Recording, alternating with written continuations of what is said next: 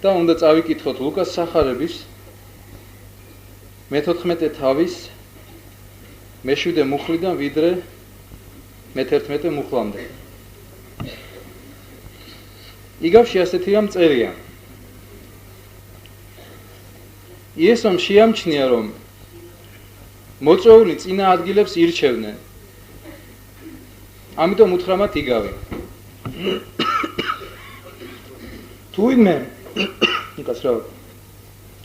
თუინმე ქორწილში მიგიწვიოს, ნუ დაჯდები წინა ადგილზე.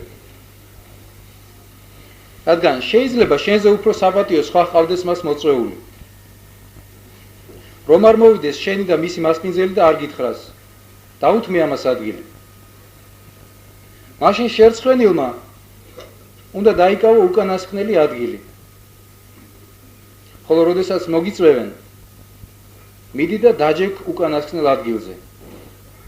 რომ მოვიდეს შენი მასპინძელი და გითხრას, მეგობარო, გადაბრძანი უფრო მაღლა.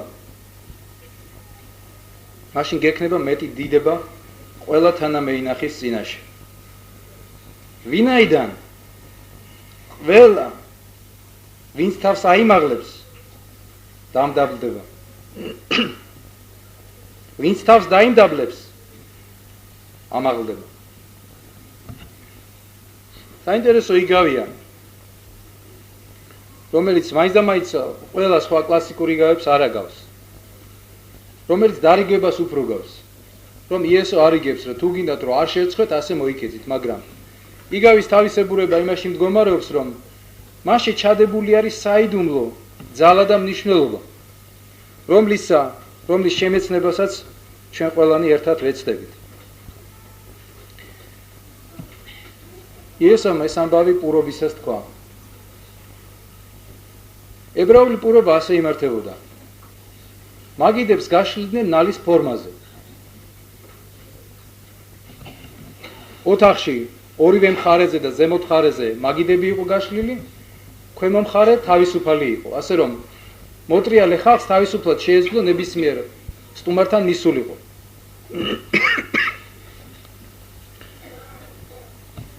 ცენტრში ჯდებოდა მასპინძელი. ყველაზე საპატიო სტუმარი ვინც იყო, უნდა დამჯდარიყო მასპინძლის მარჯვნივ. მეორე საპატიო სტუმარი ვინც იყო, უნდა დამჯდარიყო მასპინძლის მარცხნივ. მესამე საპატიო სტუმარი ვინც იყო, უნდა დამჯდარიყო მასპინძლის მარჯვნივ. მეოთხე საპატივცემულო სტუმარი ვინც იყო, უნდა დამჯდარიყო მასპინძლის მარცხნივ. ასე ნაწილდებოდა სუფრა. ჩვენთან საქართველოში ესეა, რომ მაგიდის თავში ვინც არის, ეს არის საპატიო სუფრა, საპატიო ადგილი და დანარჩენი ნორმალური ადგილი. მაგრამ ებრაელებში ეს ყველაფერი იყო ძალიან კაცრად განსაზღვრული. ყველასთვის ცნობილი იყო ეს. ასე რომ ხედავთ ვიღაცებს, იესომ შენიშნა და იესომ ამ თავისი შენიშნის საფუძველზე შესთავაზა თავის მოწავეებს იგავი. და წარმოიდგინეთ, ქორწილია. ქორწილში ყველაზე ადრე მიდის ის, ვინც ახლობელია, ვისაც ყველაზე მეტად უხარია ქორწილში მისვლა. ეს წინათაც ასე იყო და ახლაც ასე არის. დიდ ბობოლებს არც წინათ უყვარდათ და არც ახლა არ უყვართ დროულად გამოცხადება სუფრაზე. იცდიან, ვიდრე დრო არ გავა, დააყოვნებენ, რომ ბოლოს რო ყველა ადგილზე არ და მის მოლოდინში არ უფრო მეტი პატივი მიიღო. მახსენდება ერთი წლის წინათ სომხებმა დაგვპატიჟეს ერევანში.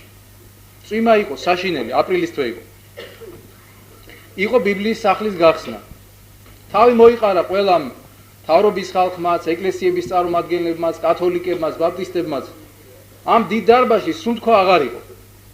და ყველანი ველით. გავიდა 10 წუთი, 20 წუთი, 9 საათი. არაფერი არ ხდება. რო ვიკითხეთ რაშია საქმე, თქვენს რომ ველოდებით კათოლიკოსო. კათოლიკოსმა ძალიან დაიფასა თავი და 9 საათის შემდეგ გამოცხადდა იმისაც, რომ ყველა მოწვეული სტუმრისაგან პატივი და ღირსება მიიღო. ასევე იყო წინათაც. ვინც ყველაზე საპატიო სტუმარი იყო, ცდილობდა რაც შეიძლება დაგვიანებული მისულიყო. იესომ თქვა, რომ ამიგავში თუ ადამიანი, ადრე მისული ადამიანი პირველ ადგილზე წამოსკუპდება და არ ეკუთვნის იმ ადგილზე ჯდომა. რა შემთხვევაში არ ეკუთვნის? როდესაც ადამიანი თავის თავს ვერ აფასებს. არის ის ეკუთვნის თუ არა იქ ჯდომა. ან და გონია რომ ეკუთვნის და სინამდვილეში არ ეკუთვნის. საკუთარ თავზე დიდი წარმოდგენა. იესო ეუბნება რომ გარეგნულად ასეთი იგავია. რომ დაჯექი ბოლო ადგილში. თუ შენ გეკუთვნის კარგი ადგილი, მოკიდებენ ხელსა და დაგაყენებენ კარგ ადგილას. მაგრამ შენი პრეტენზია ნუ იქნება რომ წახვიდე და პირველ ადგილზე წამოსკუბდე. იმიტომ მოკიდებენ ხელსა და გამოგაგდებენ. შერცხვები, საჯაროდ შერცხვები.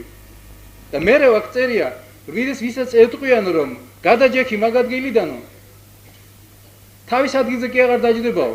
წავა და სულ ბოლოში დაჯდებაო. შერცხვენილი. იმის შიშით რომ ვაითო ახლა სხვა ადგილზე რომ დავჯდე, კიდე მომკიდონ ხელი, კიდე გამაგდო. ეს იგავი მაცხოვარმა მხოლოდ რჩევისათვის არ შემოგთავაზა რომ ვიცოდეთ რომ რომელ სუფრაზე როგორ დავიჭიროთ თავი. აქ ეტიკეტზე და სუფრის ურმარილზე და სადღეგრძელოებზე არ არის ლაპარაკი. მაცხოვარმა ამ იგავში გამოხვია ერთი მარადიული საიდუმლო, რომელიც ვიდრე ამ დედამიწაზე ვიქნებით, ვიდრე პირში სული გვიდგია, მანამდე იქნება ცოცხალი და ყველასთვის მნიშვნელოვანი. და საიდუმლო რაში მდგომარეობს? ეს ყველა მიცით. ახალს არაფერს გეტყვი. ვინც თავს აიმაღლებს დამდაბდება და ვინც თავს დაიმდაბლებს ამაღლდება. ეს არის საიდუმლო. რომლის არ ცოდნაც ძალიან სავალალოა. რა არის ეს თავმდაბლობა? რატომ უნდა დაიმდაბლოს ადამიანმა თავი? რას ნიშნავს თავისთავად თავმდაბლობა? თავდაბლობა სიტყვა თავისთავად არის მოპირისპირე სიტყვა, ანტონიმი იმ სიტყვისა, რასაც ქვია სიამაყე. სიამაყე, რომელმაც უამრავი ადამიანი დაღუპა, უამრავი სახელმწიფო დაღუპა, უამრავი ოჯახი ოჯახს გადაკიდა, ადამიანი ადამიანს გადაკიდა, ერი ერს გადაკიდა. სიამაყე, რომელმაც ანგელოზი არ გააჩერა ზეცაში და მიწაზე დასცა. სიამაყე, რომელიც ყველა უკეთურების სათავეც შეიძლება იქცეს ამ დედამიწაზე. თურმე რატო ყოფილა მნიშვნელოვანი თავდაბლობა? იმისათვის რომ თავდაბლობით შეიძლება მხოლოდ ადამიანი შეერკინოს სიამაყეს. რატო ამაყობს ადამიანი? ერთი ახალგაზრდა კაცი მივიდა დიდ მოძღვართან და უთხრა რომ რა ქნა სიამაყეს ვერ ავძლებო. მოძღვარმა უთხრა დიდარი ხარო? არა მან დიდარიო. კაი გვარშულობის კაცი ხარო? არა ვარ, ერთი გლეხი ტუბიჭი ვარ. განათლება თუ გაქვსო ისეთი? არც განათლება არ მაქვს. მაშ რაღა გაამაყებსო ამ რაბინმა უთხრა. სიამაყეს ძირფასო მეგობრებო, საფუძველი არ ასჭირდება. არც ცოდნა სჭირდება, არც ფული სჭირდება, არც განათლება სჭირდება. სიამაყე თავისთავად არსებობს. შეიძლება ადამიანი ლოგინად იყოს ჩავარდნილი. შეიძლება წყალი ჩამოსდიოდეს ჭერიდან. შეიძლება დახეული საბანი ეფაროს. მაგრამ გულში ფიქრობდეს და ამბობდეს რომ ჩემისთან ადამიანი არც გაჩენილა და არც გაჩდება. სიამაყეს საფუძველი არ სჭირდება. სიამაყე ისეთი სადგივარია, რომელიც ყველა ადამიანის გულში გაიდგავს ფესსა და მოიკიდებს.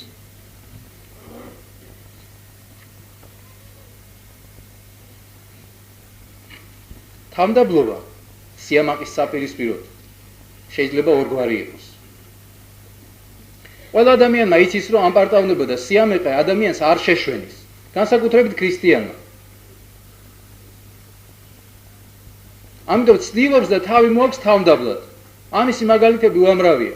ვიდრე არ შეეხები, ვიდრე ადამიანთან უშუალო კონტაქტში არ შეხვალ, შეიძლება ადამიანს ჰქონდეს ისეთი შთაბეჭდილება, რომ ეს არის ყველაზე თავმდაბალი ადამიანი. მაგრამ საკმარისია იმის კამზე დაჯდე, საკმარისია წინ გადაუარო, რომ მაშინვე ეს თავმდაბლობა, ეს მორჩილება გაუჩინარდება როგორც ბუშტი. და გამოჩნდება მე, გამოჩნდება ამპარტავნება, გამოჩნდება რისხვა, რომელიც ამპარტავნების ერთ-ერთი განუყრელი ნაწილი არის. თავმდაბლობა არ არის, როდესაც კაცი იძახის, რომ არც მე ვარგი ვარ და არც ხები ვარგიანო. ხშირად როდესაც ეკლესიაში ვღებულობ წევრებსა და მიდის გასაუბრება, ყველას გაგივლიათ, ვინც ეკლესიის წევრები ხართ. ხშირად ძმები ეკითხებიან, რომ დავან ძმაო, გაახსოვდა. პასუხი როგორია? დაახლოებით 99% არის ასეთი პასუხი. უცოდველი ვინ არის? შენ ხვის ცოდვას თავი დაანები. შენ ცოდვაზეა ლაპარაკი. ასეთი კაცი იძახის, ხო მოიმდაბლა თავი და ვითომა თქვა, რომ ცოდვილი ვარ. არა თქვა, რომ ცოდვილი ვარ. თქვა, რომ ყველა უარგისია და მეც უარგისი ვარ. ეს თავდაბლობა არ არის. თავდაბლობა ისა ის, როდესაც ადამიანი იძახის, რომ მე უარგისი ვარ. სხვა ყველა ჩემზე უკეთესია. ეს არის თავდაბლობა, რომელსაც მაცხოვარი გვასწავლის. ნამდვილი თავდაბლობა ადამიანს შველის, რომ იცხოვროს სისხლსავსე ცხოვრებით. როდესაც ადამიანი თავდაბალია და ფიქრობს, რომ მე უარგისი ვარ და სხვა უკეთესია, ეს ადამიანს ეხმარება, რომ იოლად მოინანიოს თავისი ცოდვა. იოლად შეურიგდეს მტერს. იოლად მოიხადოს ბოდიში. და საერთოდ იოლად იცხოვროს. ღმერთთან და კაცთან იოლად დაამყაროს კავშირი. გურიაში ერთი ამპარტავი მკერავი იყო. თავადმა დაიბარა და უთხრა, რომ ისტანბულიდან შესანიშნავი ქსოვილი ჩამომიტანეს და ჩოხა უნდა შემიკერო. ამ გურულმა თერძმა უთხრა, რომ ჩოხი შეკვერას რა უნდა, ჩემისთანა მკერავი თელ გურიაში არ ამდადისო.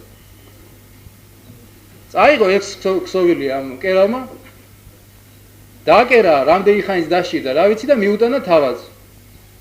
თავადმა უკან გამოუბრუნა ეს ჩოხა. უთხრა, მე ეს ჩოხა არ ამჭირდება.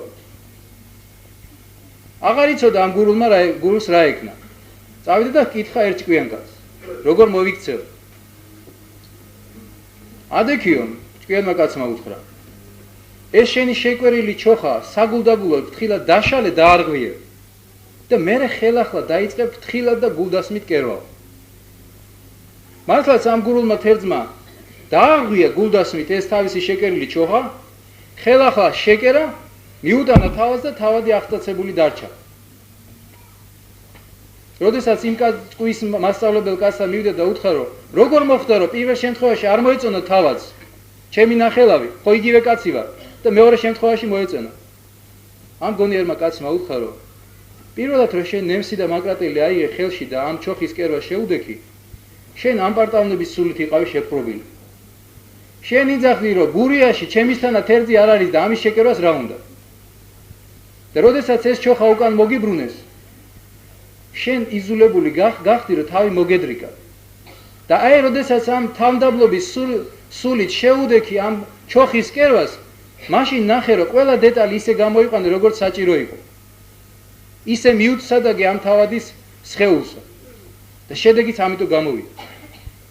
თუკი ადამიანს ამ წუთისოფლად რაიმე ხეირიანის კეთება სჭირია, ყველაფერი თავდაბლობით უნდა გააკეთოს. ყველაფერი ისე უნდა გააკეთოს, რასაც როგორც პირველად აკეთებდეს. საკუთარ თავში დარწმუნებულობა, რწმენა და იმედი საკუთარი თავის შესაძლებლობებზე, ჩვენ ვიცით, როგორ შეიძლება დამღუპველი გამოჩნდეს. არა მარტო ამ თერძის ცხოვრებაში, საერთოდ თითოეული ადამიანის ცხოვრებაში. ასე რომ ვიდრე კაცი რასმე გააკეთებდეს, ვიდრე გადაწყვეტს, რომ ცხოვრებაში რა პრინციპით იხელმძღვანელოს, უნდა თქვას, რომ ეს არის თავდაბლობა. თუ თავდაბლობით ვიცხოვრებ, მაშინ მე შევძლებ მიყვარდეს მოყვასი, რადგან მე ვთვლი, რომ ის მოყვასი ჩემზე უკეთესია. მიყვარდეს ღმერთი, რადგან მე ვთვლი, რომ ღმერთი უკეთესია ჩემზე და ღმერთი პატრონობს და ზრუნავს ჩემზე მიუხედავად ჩემი უარგისობისა. თავდაბლობაზე და სიამაყეზე ბიბლიაში უამრავი მაგალითი არის.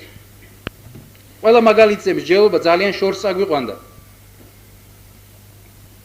ერთი შეიძლება მოვიყვანოთ სიამაყის მაგალითი.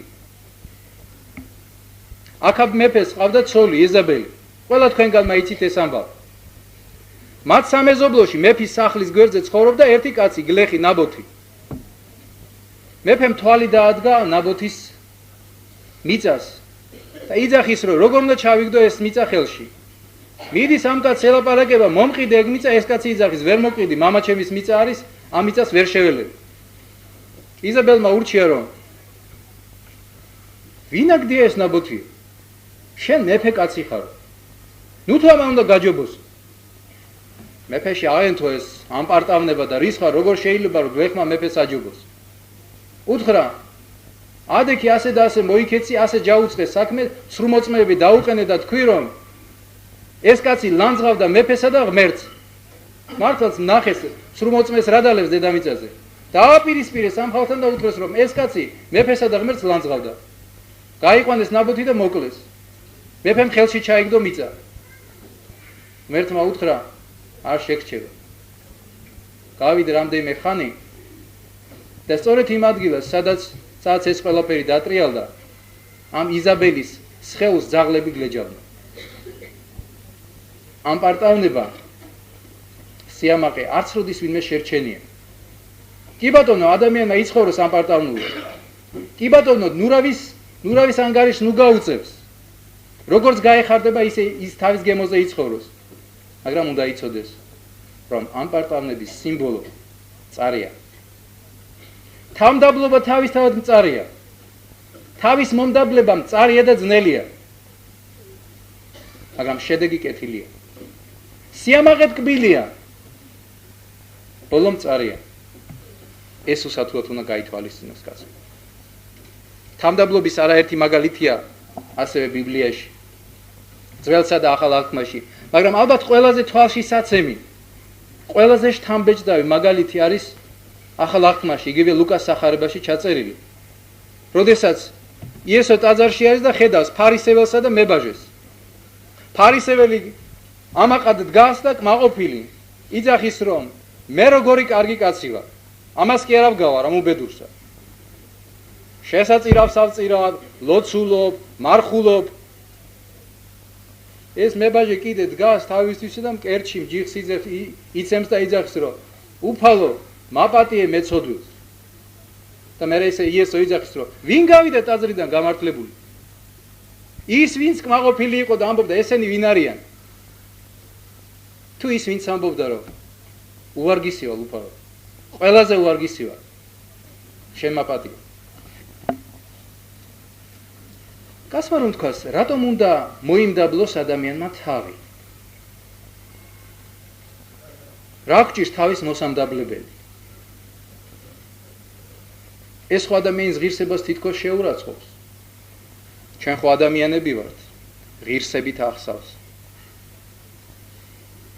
ჩვენ ხომ ბოლოს და ბოლოს ღმერთის ქმნილების გვირგვინი ვართ. ეს ჩვენ არ მოგვიგონია, თავად ღმერთმა გვითხრა. მაშ რატომ უნდა მოიმდაბლოს კაცმა თავი, კაცმა, გინა ქალმა, ყველამ ადამიანმა რატომ უნდა მოიმდაბლოს თავი? პირველი მიზეზი, რისთვისაც კაცმა თავი უნდა მოიმდაბლოს, იმაში მდგომარეობს, რომ ჩვენ ყველანი უმწევ არსებები ვართ. ჩვენი ფიზიკური შესაძლებლობები არის საოცრად განსაზღვრული. გავკადნიერდები და კითხავთ, რომელი ხარ დარბაში საშუალო ხანს გადაცილებული ან საშუალო ხნის ადამიანი, რომელსაც არაფერი არ გაწუხებთ.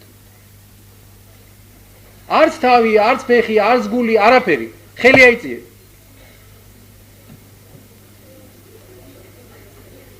ერთ საავადმყოფო არ ყოფილა. ჩვენი ფიზიკური უმწეობა უნდა გვაფიქრებდეს და გვეუბნეოდეს ჩვენ რომ ჩვენ გვჭირდება თავის მომდაბლება. ჩვენ დღესა ვართ, ხვალე არა ვართ.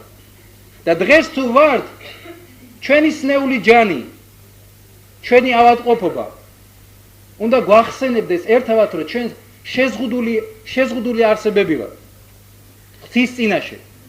ეკლესიაში რომ მოვდიოდი ერთი ძმა შემხვდა კარებთან და მკითხა როგორ ახარ, მე უთხარი დავიწუწუნე, რომ აი ეს 1-2 კვირა არის მეთქი ეს გრიპი მაქვს და ვერ გამოვკეთებულა.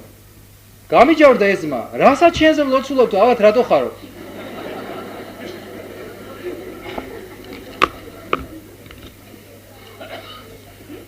კაცნი ვართ. ერთი ბეწორამ შეიძლება მიზეზი გაუხდეს იმისათვის, რომ ადამიანს რომ ამ წუთის სოფელს გაშორდეს. კიდე კარგი რომ ეს ასია. კიდე კარგი რომ ეს გვახსენებს ჩვენს შეზღუდულობას და ჩვენს უმწეობას. მეორე მხრივ რის გამოც ჩვენ შეგვშენის თავმდაბლობა იმაში მდგომარეობს რომ ჩვენ უნდა გვახსოვდეს რომ რაც არ უნდა გააკეთოს ადამიანმა ამ წუთისოფლად თარო დაძრას მაინც არაფერი არ არის. ჩვენ ვიცით რომ ერთი ადამიანის სახელი თუ რჩება ისტორიას მილიონებისა ეკარგება. სამამულო ომიდან 5 წელი გრძელდებოდა ეს ომი არა? რო ვთქვათ რომ ამ ომის განმავლობაში რამდენი კაცის სახელი გვახსოვს? შეიძლება დაასახელოს სტალინი, დაასახელოს ჟუკოვი, დაასახელოს, რა ვიცი, ვინ დაასახელოს.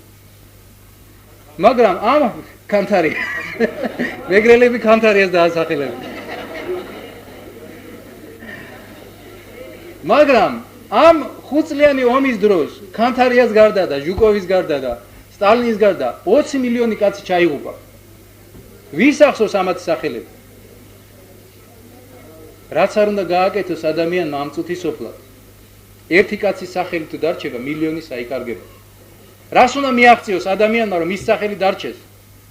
თუნდაც იგივე კანთარი კარგად იყოს, სტალინი იყოს, ბერია იყოს. ხო აზანზარებდნენ ქვეყანას 30 წელიწადი მთელ მსოფლიოს აზანზარებდნენ. მე მინახავს ხალხი, ბავშვები, ახალგაზრდობა ევროპაში, რომელსაც რო კითხავ სტალინი ვინ იყო, გეტყვის არ გამიგია ეს სახელი საერთოდ. რამდენი წელი გავიდა? 53 წელში მოკვდა. იმის სიკვდილიდან. აღარ ახსოვთ. კიდე 30 წელი გავიდა, უფრო ნაკლებ მარტო ისტორიკოსებს ემახსოვრებათ ამ კაცის სახელი. მას ღირს, ნუ თუ არსებობს რაიმე საფუძველი ადამიანმა თქვას რომ მე თავმდაბლობას ვერ გავწევ. მე ჩემი ღირსება მაქვს. რა ხარ ადამიანო ბოლოს და ბოლოს? დღესა ხარ და ხვალე არა. მეორე საცდური რომელიც ადამიანის წინაშე არის ხშირად არის ცოდნა. კაცი რო განათლებას მიიღებს, თბილისში ჩამოვა, ისწავლის, ერთ უმაღლეს დაამთავრებს, ორ უმაღლეს დაამთავრებს, რამე გონია თავი. ეს ქართველებისათვის არის დამახასიათებელი ეს უკუდო ამპარტავნობა. მაგრამ ნებისმიერი განათლებული კაცი რო აიღო, ცოდნე კაცი რო აიღო, ნამდვილად ცოდნე. დაელაპარაკო. მიხვდები რომ ეს კაცი როგორი თავმდაბალია. ამპარტავანი არის ის, რომელსაც აქვს მხოლოდ ნაწილობრივი განათლება. ხე რომელსაც ნაყოფი აქვს, დახუნძრულია, ტოტები აქვს დახრილი. ხე რომელიც გამხმარი არის, ხე ტოტები აქვს გაშლილი. ხალხი რომელსაც შეზღუდული ცოდნა აქვს, ეს ცოდნა კმარობს იმისათვის რომ იამპარტავნო. მაგრამ ვინც მეც სწავლობს, ხედავს რომ მით უფრო ნაკლები იცის. პავლემ თქვა რომ მე ის ვიცი რომ არაფერი არ ვიციო. ვიდრე კაცი ამას მიაღწევდა, ამდენ აქამდე მივიდოდა, დიდი გზის გავლა დასჭირდა. ბერძნებს ჰქონდათ მთელ სოფლიოში დასავლური ცივილიზაცია დამყარებული არის ბერძნულ ათენურ სკოლაზე. ათენში იყო 3 წლიანი სწავლება იყო, სადაც მეცნიერები ასწავლიდნენ. პირველ კურსელებს ეძახდნენ ბრძენკაცებს. პირველ კურსზე ვინ შევიდოდა. მეორე კურსზე რო გადავიდოდნენ, ამ სტუდენტებს ეძახდნენ სიბრძნის მოყვარულებს. და მესამე კურსზე დამამთავრებელ კურსზე რო გადავიდოდნენ, ამათ ეძახდნენ მოწაფეებს. ადამიანი რაც მეც სწავლობდა, მით უფრო მეც ხედავდა რომ ნაკლები იცოდა. შეიძლება კაც დიდი თავი ედგეს თავზე, ხრებზე. შეიძლება დიდი გამომგონებელი იყოს, მაგრამ კედელზე ლურსმანი ვერ დააჭედოს. შეიძლება მთელი საჯარო ბიბლიოთეკა გადაკითხული კონდეს, მაგრამ ერბო კვერცხი ვერ შეცვას. მეორე მხრივ შეიძლება იყოს კაცი ცოდნე თავისი ხელობისა, რომელსაც წერა-კითხვა არ შეუძლია ისწავლოს. და საინტერესო არის, რომ ევროპაში იყო მთელი ევროპის გამაერთიანებელი კარლოს დიდი. დიდი მეფე. ეს დაქუცმაცებული პატარა სახელმწიფოები გააერთიანა. დიდი ცოდნე კაცი იყო, 8 ენაზე ლაპარაკობდა. მაგრამ ისე მოკვდა, რომ ხელის მოწერა ვერ ისწავლა, ჯვარს ასვალდა. ადამიანის ცოდნა ძალიან პირობითია. რაც არ უნდა იცოდეს კაცმა, არ არის საფუძველი იმისათვის, რომ იამპარტავნოს. ყველა საფუძველი არსებობს სამაგიეროდ იმისათვის, რომ ადამიანმა თავი მოიმდაბლოს. ეს რაც შეეხება ცხოვრებას. გარდა იმისა, რომ ადამიანი ფიზიკურად უმწეოა, თავისი მიღწევის უნარით უმწეოა, ცოდნით უმწეოა, ადამიანი სულიერად არის უმწეო. და თუ ვინმე იცის ეს, თუ რაოდენ უმწეოა ადამიანი, ალბათ ჩვენა ვართ, ვინც ამ დარბაზში ვსხედავთ. თითოეული ჩვენთაგანის ცხოვრება არის ნიმუში და დადასტურება იმისა, როგორ უმწეობაში ვართ. ჩვენ სულიერ ცხოვრებაში. სიმონ პეტრემ, დიდმა მოციქულმა, რომელზედაც იესომ თქვა, პეტრე, მე შენზე ავაშენებ ეკლესიას, რომელსაც ჯოჯოხეთის ბჭენი ვერ ძლევენ. პეტრე, როდესაც იესოს შეეყარა პირველად ზღვაზე და დაინახა, რომ იესო ვინ არის და რას წარმოადგენს, შეძახა, უფალო, გამშორდი, ვინაიდან ცოდვილი კაცი ვარ.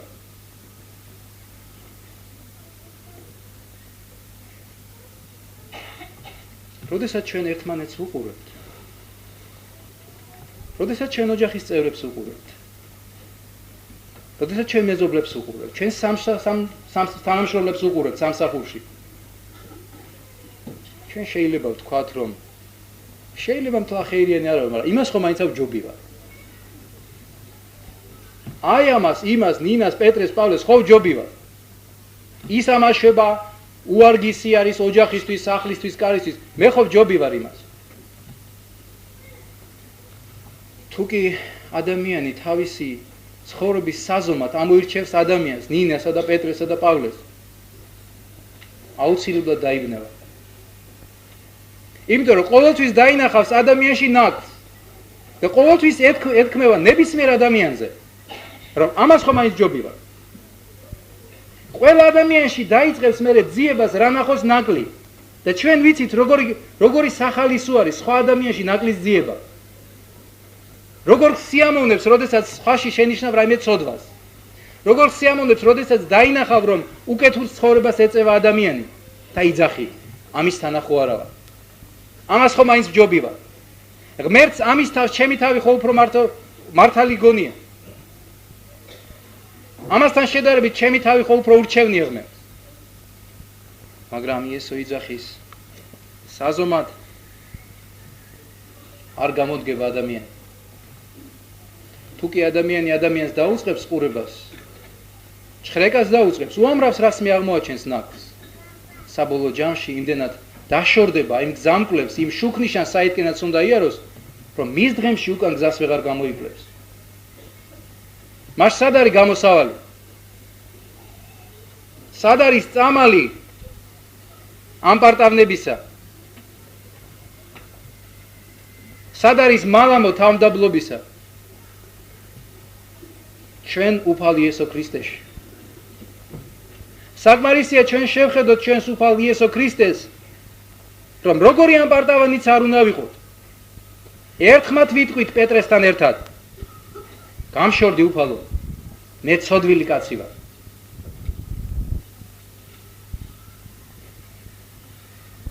უფალი იესო თავად არის ნიმუში თავმდაბლობისა. თუ ვინმეს არ ეკადრებოდა თავმდაბლობა, ეს იყო იესო, რომელმაც თავი მოიმდაბლა, განკაცდა, სიკვდილამდე განკაცდა. არ მარტო განკაცდა და იცხოვრა ჩვენს ადამიანურ სხეულში. გახსოვთ, რომ მოციქულებს ფეხები დაბანა თავმდაბლობის ნიშნად. სამყარო შემოქმედმა, ხილულისა და უხილავის შემოქმედმა, მზისა და ციური გვირგვინის შემოქმედმა მოკდავ ადამიანებს ფეხი დაბანა. და რა თქმა უნდა, ვერც ერთი ჩვენთაგანი ვერ იტყვის, რომ იმიტომ დაბანა იესომ ფეხები თავის მოწაფეებს, რომ ეგონა, რომ ისინი უკეთესები იყვნენ. თუ ვინმე იცოდა, რას წარმოადგენენ მოწაფეები, ეს იესომ იცოდა. რა იყო მათ გულში, რა ნაგავი იყო მათ გულში, რას აპირებდნენ ისინი მისი ჯვარცმის შემდეგ. თუ ვინმე იცოდა, რომ პეტრე უღალატებდა იესოს, იესომ იცოდა. თუ ვინმე იცოდა, რომ მოციქულები უღალატებდნენ და გაიქცეოდნენ და დაიმალებოდნენ, ეს იესომ იცოდა. მაგრამ ამ ცოდნის მიუხედავად იესო აიღებს წყალს, აიღებს ტილოს და თავის მოწაფეებს ფეხებს ბანს და გვასწავლის თამდაბლობის ნიმუშს. როდესაც ხორვატეთში ჩავედი, ჩვენი კოლეგები ყველანი ძალიან აღშფოთებულები იყვნენ. ერთი ამბის გამო, რომ ჩვენი ერთ-ერთი კოლეგა, საკმაოდ გავლენიანი, მორწმუნე, ცნობილი ქრისტიანი, დააკავეს ხორვატიის საზღვარზე და იქვე დატოვეს საზღვარზე, არ გამოუშვეს. ერთი მარტივი მიზეზის გამო, რომ პასპორტი გქონდა, მაგრამ ამ პასპორტში ვიზა არ ქონდა. და უთხრეს, რომ თუ კი ქვეყნის საგარეო საქმეთა მინისტრი არინებებს და ვიზას არ ჩაგირტყავს, მანამდე ქვეყანასი ვერ შეგიშვებ. ასე რომ 2 დღე და ღამე იყო საზღვარზე. ძალიან შთამბეჭდავი იყო ყველა ჩვენთან გადასათვის, როდესაც ეს კაცი გამოუშვეს და დაბრუნდა მშვიდობიანად. როდესაც ვკითხეთ, რომ ვიზა რატო არ აიღე ქვეყანაში, მე ავიღე ლონდონში, როცა ვიყავი, არ დავიზარე, 1 დღე დავკარგე და ავიღე ხორვატეთის ვიზა. როდესაც ვკითხეთ, რომ შეგაიგაცოთ და ნუ დაიზარებდით, აგეღო ეს ვიზა, ან მოსკოვში აგეღო, ან სადღაც აგეღო. მითხრეს, რომ ეს ვიზა არ დაგჭირდებაო. არ იცოდა. პასპორტი ქონდა. სურათით ჩაკრული, ხელით მოწერილი, ოფიციალურად გამოშვებული, მაგრამ ვიზა არ ქონდა. ქვეყანაში შესვლის უფლება არ ქონდა. ჩვენ ყველანი ძვირფასო მეგობრებო, ქრისტიანები ვართ. პასპორტით ყველანი ქრისტიანები ვართ. მონათლულები, ეკლესიის წევრები. მაგრამ, როდესაც პასპორტი გვიკავია ხელში, პასპორტის გარდა კიდე რამ უნდა ვიცოდეთ? საჭირო არის ვიზა სასუფეველში შესასვლელად. და რა არის ეს ვიზა? ეს არის თავმდაბლობა. ვისაც ჩვენ ქრისტიანულ პასპორტში თავმდაბლობის ვიზა არ გვირტყია, მოდით ყვილად ნუ გვექნება იმედი, რომ სასუფეველში შევა. და დღეს ამას იქით ნურც იმას ვეთქვით, რომ ჩვენ არ ვიცოდით, რომ ეს ვიზა საჭირო იყო, თორე ჩავარწმეინებდით. დღეს არის დღე, როდესაც ჩვენ თავი უნდა მოვიმდაბლოთ უფლის წინაშე. არა ეკლესიის წინაშე, არა ადამიანის წინაშე. შევხედოთ უფალ იესოს. შევხედოთ საკუთარ გულს. შევხედოთ საკუთარ ამპარტავნებას. უნარობას ვინმეს შევუნდოთ. უნარობას ვინმეს წინაშე ბოდიში მოვიხადოთ. უნარობას ღმერთისა და კაცის წინაშე ჩვენი ურთიერთობა გავასწოროთ. ჩვენ უნდა ვთხოვოთ უფალ იესოს გვასწავლოს თამდაბლობა. ქებული იყოს მის სახელით. მივმართოთ.